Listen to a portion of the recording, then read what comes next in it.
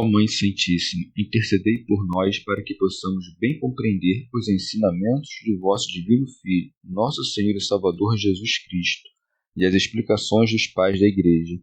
Ó Virgem Imaculada, ofereço-vos este trabalho e peço que abençoais aqueles que o ouvirem, e que seja para a maior honra e glória de Deus. Amém. Senhor onipotente, purificai o meu coração e os meus lábios. Vós, que purificastes os lábios do profeta Isaías com o carvão em brasa, e dignai-vos, por tal modo, purificar-me com a vossa misericórdia, para que possa dignamente anunciar o vosso santo Evangelho. Por Jesus Cristo, nosso Senhor. Amém. Senhor, abençoai-me. Que o Senhor resida no meu coração e nos meus lábios, para que anuncie digna e convenientemente o seu Evangelho. Amém. Evangelho de Nosso Senhor Jesus Cristo, segundo São Lucas. Julgamento de Jesus sobre sua geração. Jesus continuou dizendo: A quem, pois, compararei os homens desta geração? Com quem se parecem? São como crianças sentadas numa praça a se desafiarem mutuamente. Nós vos tocamos flauta, mas não dançastes. Nós entoamos lamentações, mas não chorastes.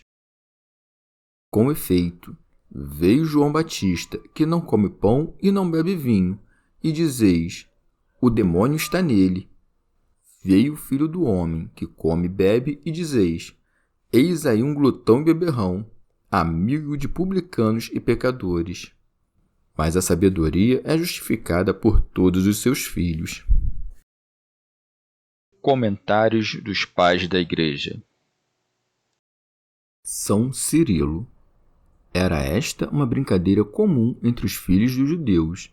Dividiam-se as crianças em duas turmas e zombavam todas da instabilidade da presente vida, umas cantando, outras lamentando. Mas nem os que lamentavam se alegravam com os alegres, nem os alegres participavam da tristeza dos que choravam. Em seguida, repreendiam-se uns aos outros, acusando uns nos outros a falta de compaixão. Que estes eram os sentimentos do povo judeu e de seus chefes, Cristo o insinua com as seguintes palavras: A quem, pois, compararei os homens desta geração? Com quem se parecem? São como crianças sentadas numa praça, a se desafiarem mutuamente. Nós vos tocamos flauta, mas não dançastes.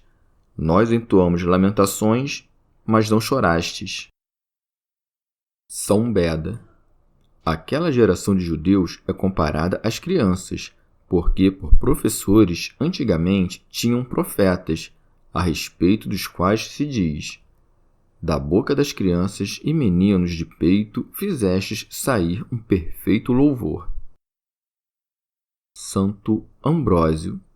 Os profetas cantaram melodias do Espírito, ecoando os oráculos da salvação do povo.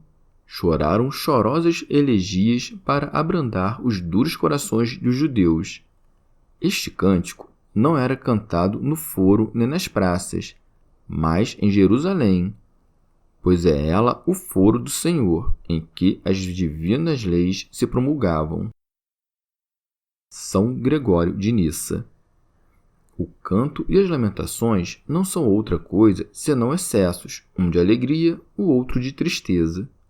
Ora, quando dos instrumentos musicais soa uma melodia apropriada a cada sentimento, o homem, ao responder com um movimento apropriado dos pés ou do corpo, manifesta a disposição interior, e por isso diz: nós entoamos lamentações, mas não chorastes.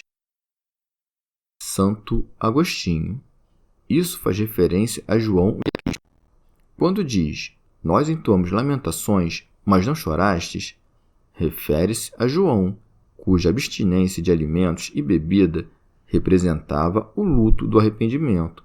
Por isso, para explicar, acrescenta: com efeito, veio João Batista, que não come pão e não bebe vinho, e dizeis: o demônio está nele. São Cirilo. Atrevem-se a recriminar um homem, ainda que digno de toda admiração. Dizem estar possuído do demônio aquele que mortifica a lei do pecado que se oculta nos seus membros. Santo Agostinho. Ao dizer, nós vos tocamos flauta, mas não dançastes, refere-se ao Senhor mesmo, que, comendo e bebendo com os outros, prefigurava a alegria do reino. Por isso segue. Veio o Filho do Homem que come e bebe, e dizeis, eis aí um glutão e beberrão. Tito Bostrense. Cristo preferiu não se abster de tais comidas para não dar aos hereges a ocasião de declarar má toda criatura, ou de condenar a carne e o vinho. São Cirilo. Onde conseguiram provar que o Senhor era um glutão? Vemos, com efeito, que a todo momento Cristo repreende a imoderação e aconselha a moderação. Convivia com publicanos e pecadores. Por isso, para vituperá-lo, acusavam-no de amigo de publicanos e pecadores. Era impossível, porém, que ele mesmo caísse em algum pecado. Pelo contrário, tornava-se para eles causa de salvação. O sol não pega nenhuma sujeira irradiando sobre a terra ou a miúde brilhando sobre corpos imundos. Nem tampouco o sol da justiça é prejudicado ao conviver com os maus. Não tente ninguém comparar a própria medida com a nobreza de Cristo. Em vista da própria fragilidade, evite as relações com tais homens, pois as más conversas corrompem os bons costumes. Segue-se.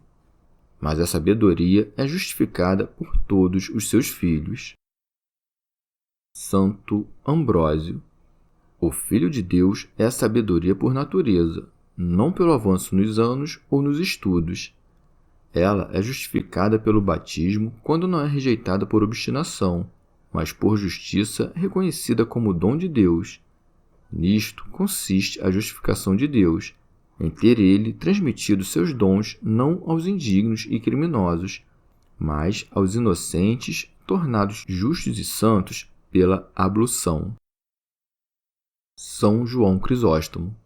Nosso Senhor chama os sábios de filhos da sabedoria, pois é costume das Escrituras aludir aos maus antes pelo seu pecado que por seu nome próprio, e chamar os bons de filhos da virtude que os forma. Santo Ambrósio. Bem disse por todos os seus filhos, porque a justiça está guardada para todos. Os fiéis serão acolhidos e os infiéis lançados fora. Santo Agostinho. Ou ainda, ao dizer que a sabedoria foi justificada por todos os seus filhos, mostra que os filhos da sabedoria entendem que a justiça não está nem na abstinência, nem no consumo de comida, mas na equanimidade em face da escassez.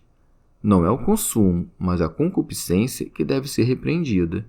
Exige-se apenas que te conformes nos tipos de alimentos aqueles com que estás chamado a viver. Chegamos ao fim de mais um dia de comentários da Catena Áurea. Muito obrigado por ficarem até aqui, que Nossa Senhora derrame suas graças sobre nós e até amanhã.